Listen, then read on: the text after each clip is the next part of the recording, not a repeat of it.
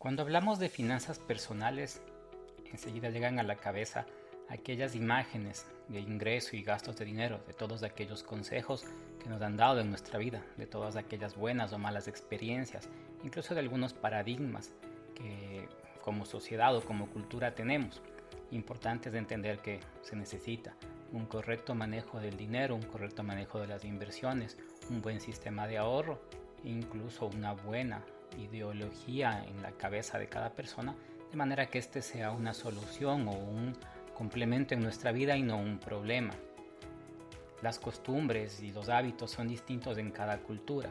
La cultura judía, la cultura china, la cultura anglosajona y la cultura latinoamericana son completamente distintas en cuanto al manejo y el entendimiento del dinero.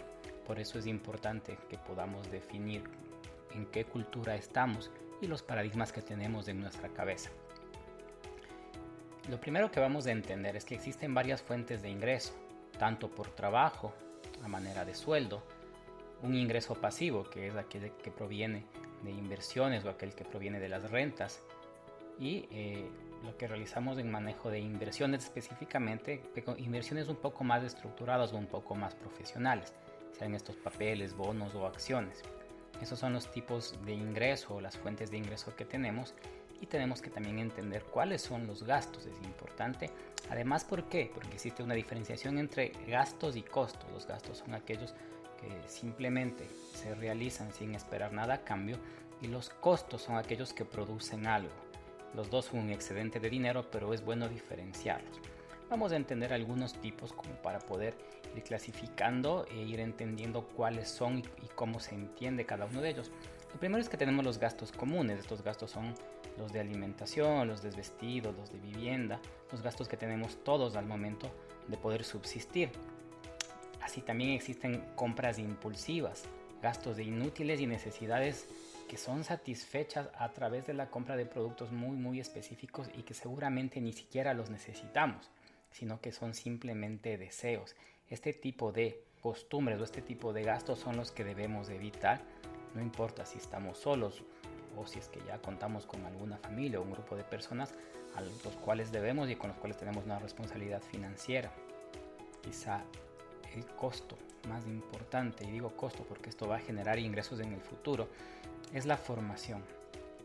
La formación y una correcta educación en temas financieros va a hacer que podamos entender de mejor manera y tengamos un futuro más brillante o un futuro sin problemas.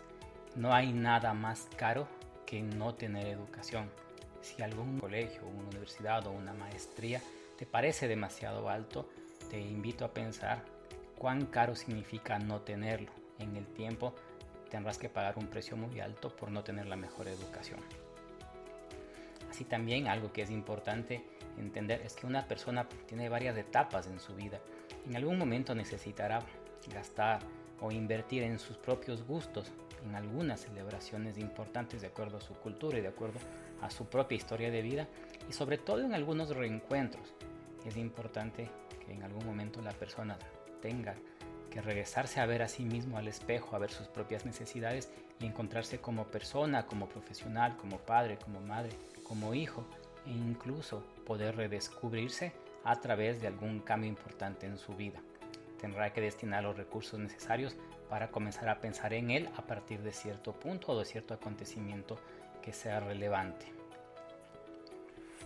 Tener objetivos es quizá el consejo más real que se puede tener, porque tener objetivos significa que yo tengo que interesarme en armar un plan de vida.